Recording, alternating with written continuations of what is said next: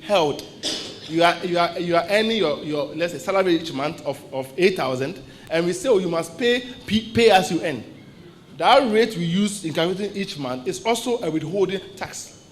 So at the end of each year, as an employee, that's how come this thing, all employees must play a role. So you must also go and file your personal taxes. But because you are in formal employment, we will do it through the employer. So your employers are supposed to pick the forms. You are going to fill the form in your organization, so you don't work to a GRA. And your director of finance or finance officer will endorse. The idea is that if he endorses, then in our mind, we are saying that he is an accountant who has been taught ethical values in accounting. So he's going to ensure that the particulars on you, your children, your age, your sex, your tribe, your income is accurate.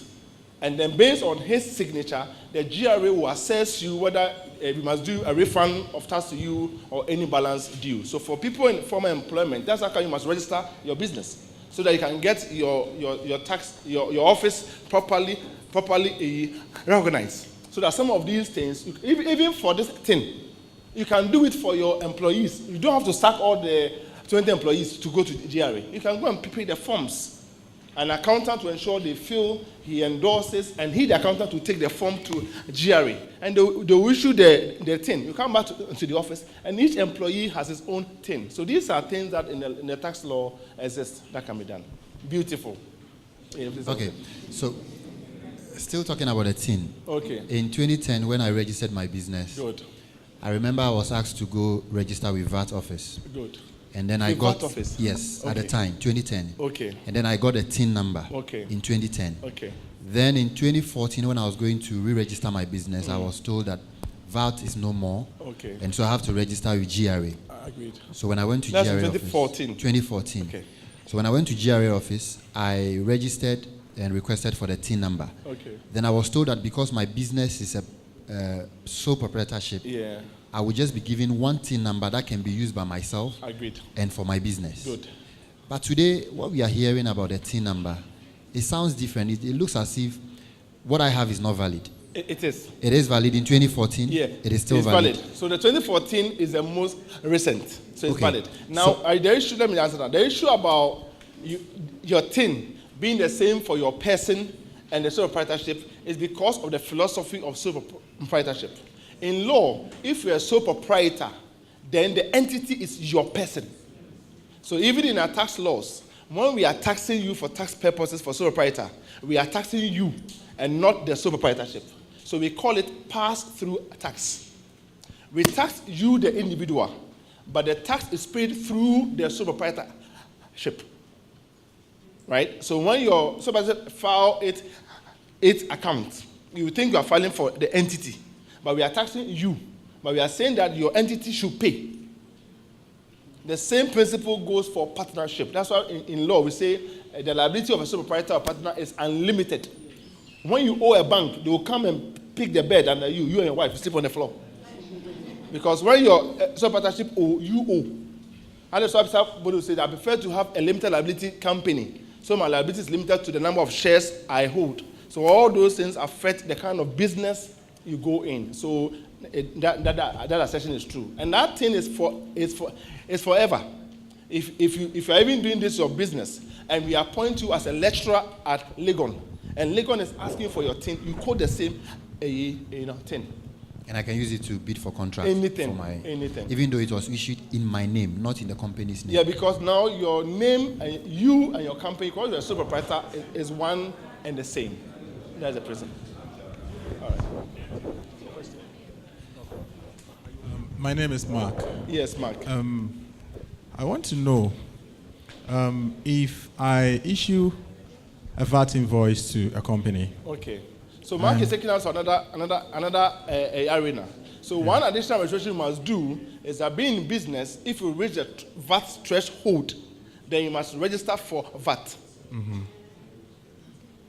Initially, it's 120,000 a year. Once your sales get to 120,000 a year, then you are eligible to register for VAT. The moment, unless you are engaged in non-VATable supplies, you are a pharmacy, you provide, let's say, transportation. And so this additional, so when you register, go to GRA now, you're a new business, we don't register you for VAT. Unless you go and say, I want to start a mining company. Then in their mind, for mining company, the area is a big one. So in no time, they'll get to the 120. So then they register for VAT immediately.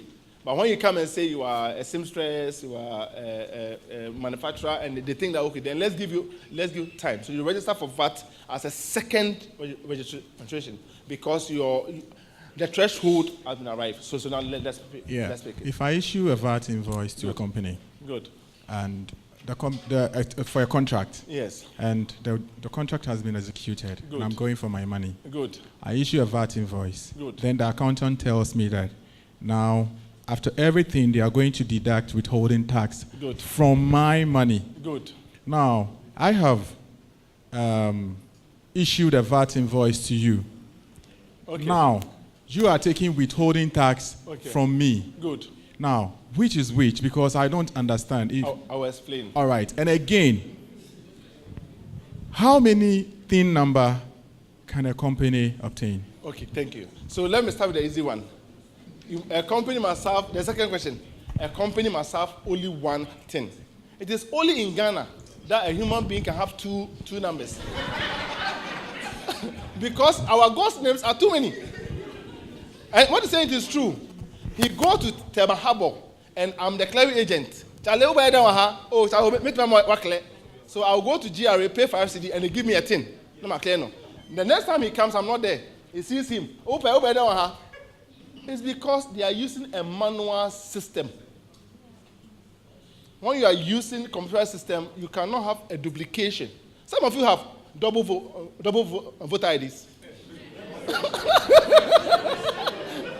You do, because you registered in Accra.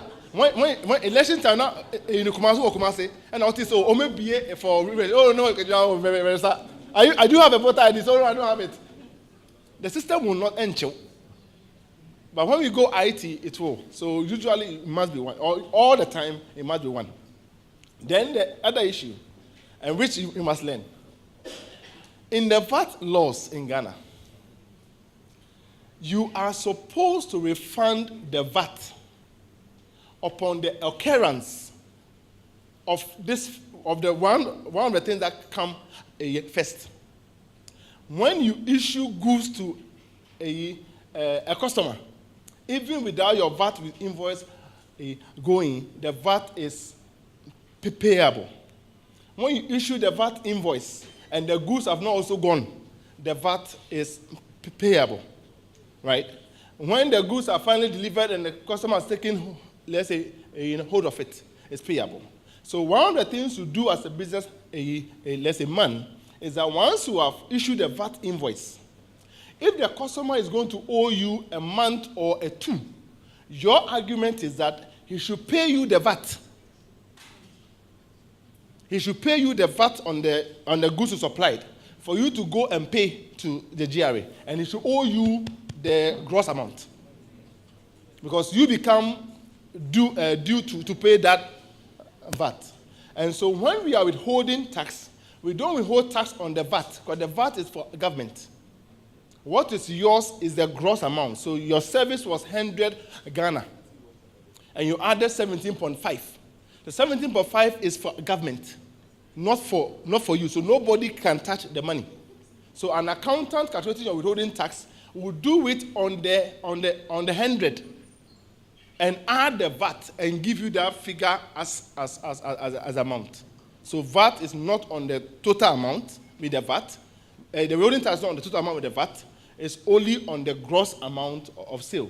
And as a safety precaution, because you don't have any argument in the law to say, oh, but when I supplied, they did not pay, so that's why I didn't come to pay the VAT. You are breaking a law. So can you tell the difference between the VAT and the withholding tax itself? Oh, okay, good. So that's why I was looking for a board. So, okay, let me do it in Excel. Answer, can I have Excel? So that I can demonstrate what the difference between the VAT and the withholding tax. I can do that for you. Don't worry. I work in the area, so. So So sometimes I blame my own tax people. They don't take time to explain things, so we are always in the dark. I need Excel, please. Thank you.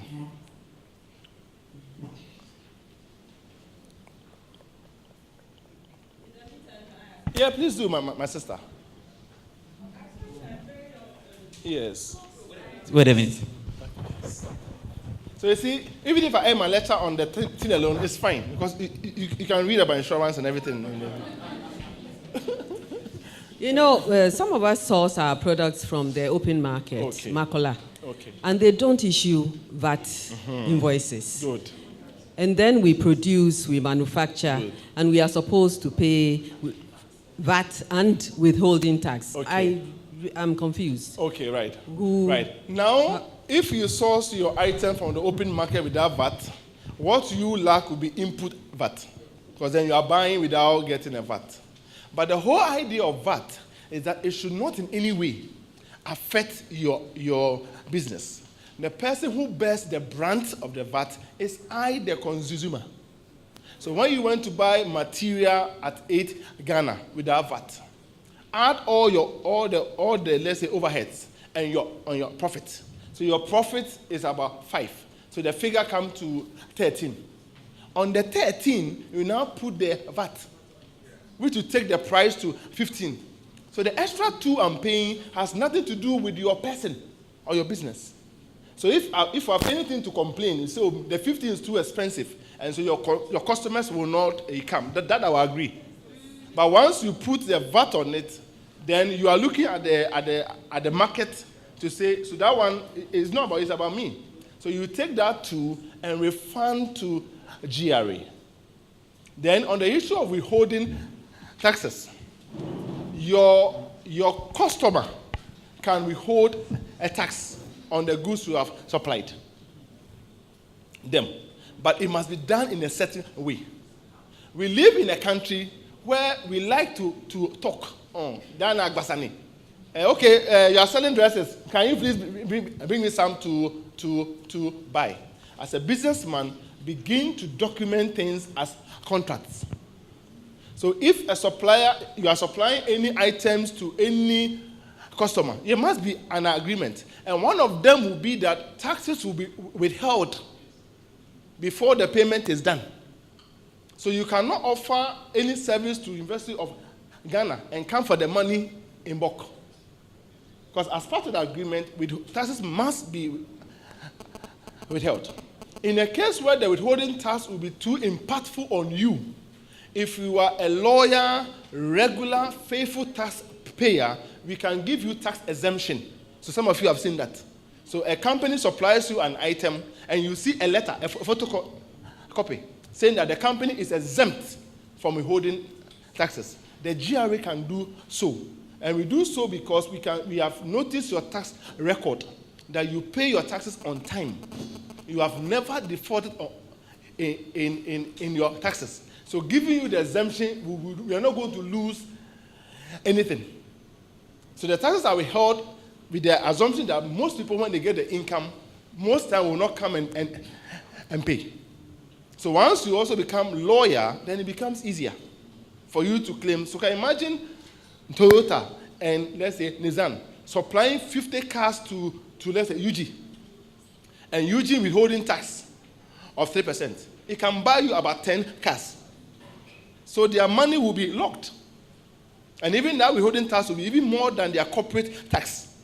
So in such cases, they make sure they pay the taxes on time in order to get the exemption. Exemptions are issued on an annual basis based on your tax record. So the law exists to make life very easy for all of us. Let me do the VAT example, and then our sister can talk. So, Ansel, kindly enter a cost in A1. Cost. Just to, so this cost, I mean, you've added all the overheads and profits. So in B1, enter 15,000.